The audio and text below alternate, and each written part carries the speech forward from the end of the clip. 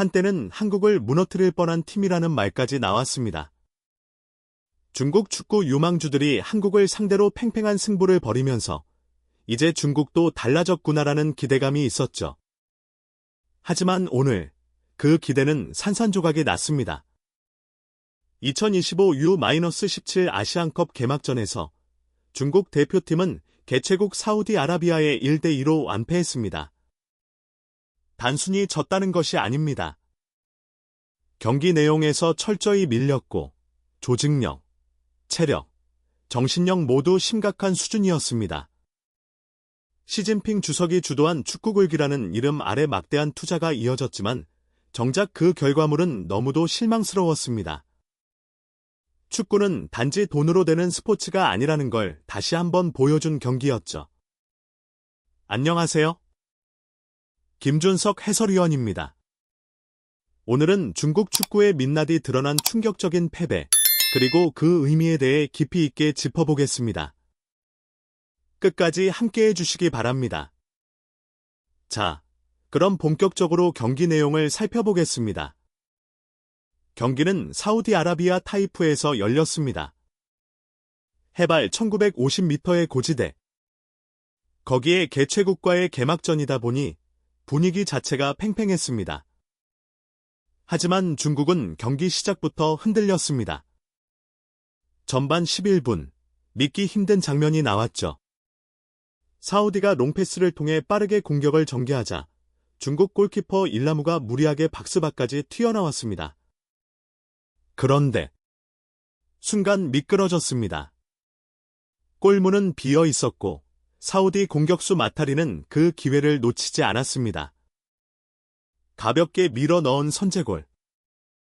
이 장면 어디서 많이 본 듯하지 않으신가요? 지난달 중국 성인대표팀의 월드컵 예선에서 골키퍼 왕달레이가 평범한 슛을 놓쳐 알까기 실점을 했던 그 장면이 떠오릅니다. 다른 경기, 다른 선수지만 실수는 똑같았습니다.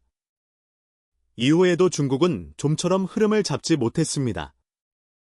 전반 추가 시간, 사우디의 빠른 측면 돌파와 얼리 크로스에 이어 알 다그마흐가 오른발로 침착하게 마무리하며 0대2. 중국 선수들은 이미 체력적으로 무너지는 모습이었습니다. 후반에는 말 그대로 아무것도 하지 못했다고 해도 과언이 아닙니다. 유효 슈팅이 딱 하나 나왔는데 그것도 후반 추가 시간. 결국 한 골을 만회하긴 했지만 이미 승부는 끝난 뒤였죠. 축구 팬들이 기대했던 황금 세대라는 이름이 무색할 정도로 전반적인 경기력은 실망스러웠습니다. 기본적인 수비 집중력, 판단력, 체력 관리. 어느 하나 제대로 갖춰진 것이 없었습니다. 오늘 경기에서 보여준 중국의 모습은 단순한 패배가 아닙니다. 지금의 유소년 시스템과 지도 방식에 커다란 물음표를 던지는 아주 상징적인 장면이었습니다. 여러분, 이 팀이 무려 한 달 넘게 합숙 훈련을 한 팀이라는 사실 믿어지십니까? 중국 매체 소우닷컴이 경기 직후 내부 문제를 폭로했습니다. 첫 번째, 이 팀은 지난 2년간 꾸준히 운영돼 왔고 대회를 앞두고는 한 달 이상 고강도 훈련을 했다고 합니다. 그런데 결과는 경기 중반부터 체력 고갈, 움직임도 끊기고 집중력도 무너졌습니다. 두 번째는 더 충격적입니다. 센터백 선수들이 밤새 게임을 하다가 훈련에 지각했다는 사실이 내부적으로 적발됐다는 겁니다. 이는 단순한 개인 실수의 문제가 아니라 팀 전체 분위기와 훈련 관리 체계에 심각한 허점이 있다는 걸 보여줍니다. 또 한 가지. 타이프는 해발 1950m의 고지대입니다. 고산지에서 경기를 하려면 사전에 산소 적응 훈련을 해야 하죠. 그런데 중국은 왜인지 이해할 수 없게도 비슷한 고도 조건을 가진 쿤밍이 아니라 뜨거운 사막 기후의 두바이에서 훈련을 했습니다. 결국 후반 25분 이후 선수들의 체력이 눈에 띄게 떨어졌고 볼 경합조차 제대로 이어가지 못했습니다. 사실 감독은 일본인 우에무라 게니치. 지도 경험도 많고 유소년 지도에 특화된 인물로 평가받습니다. 훈련 환경도 중국의 투자 덕분에 결코 부족하지 않았습니다. 그런데 결과는 이렇습니다.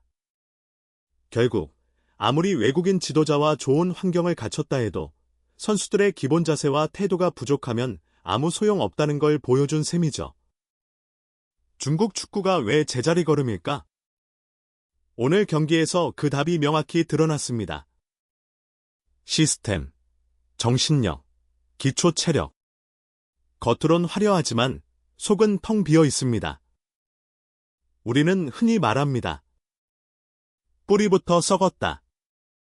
오늘 경기는 바로 그런 현실을 그대로 보여준 중국 축구의 자화상이었습니다. 경기 직후 중국 축구 팬들의 반응은 참담했습니다. 모든 세대가 다 똑같다. 이게 바로 중국 축구다. 이젠 남자 축구에 관심도 없. 온라인 댓글창은 실망과 분노로 가득 찼습니다.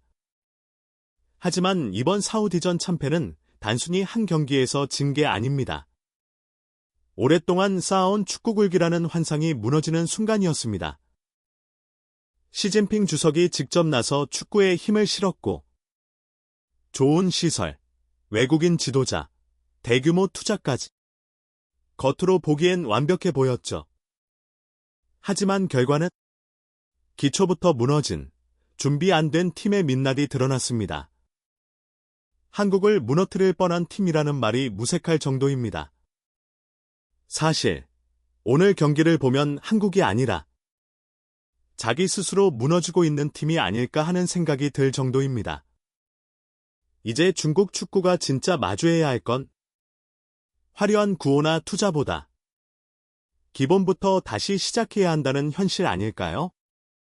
그렇다면 반대로 우리 대한민국은 어떤가요? 한국 축구의 가장 큰 힘은 기초에 있습니다. K페이의 유소년 인증 시스템을 통해 선수들이 안정적인 환경에서 훈련받고 지도자들은 F키에서도 인정받는 최고 수준의 교육을 받습니다. 무엇보다 중요한 건 선수들의 태도와 멘탈입니다. 이강인, 백승호, 이재성, 정우영. 이 선수들은 어릴 때부터 무수한 경쟁을 뚫고 올라왔고 국제무대에서 수없이 부딪히며 실전을 통해 단련됐습니다. 기량은 물론이고 경기 집중력과 정신력에서 이미 수준이 다릅니다. 반면 중국은 어떻습니까?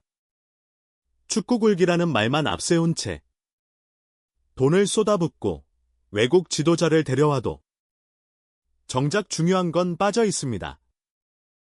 밤새 게임하는 선수가 있고 고지대 경기 앞두고 두바이에서 훈련하고 이런 환경에서 무슨 발전이 있겠습니까? 결국 축구는 철학과 시스템의 싸움입니다. 좋은 시설만 있다고 되는 게 아닙니다. 선수들이 올바른 자세로 제대로 된 프로그램에서 자라나야 결국 월드컵 무대에서도 경쟁할 수 있습니다. 이제 중국은 우즈베키스탄과의 2차전을 앞두고 있습니다. 그 경기를 지면 조기 탈락입니다. 과연 그 전에 정신을 차릴 수 있을까요?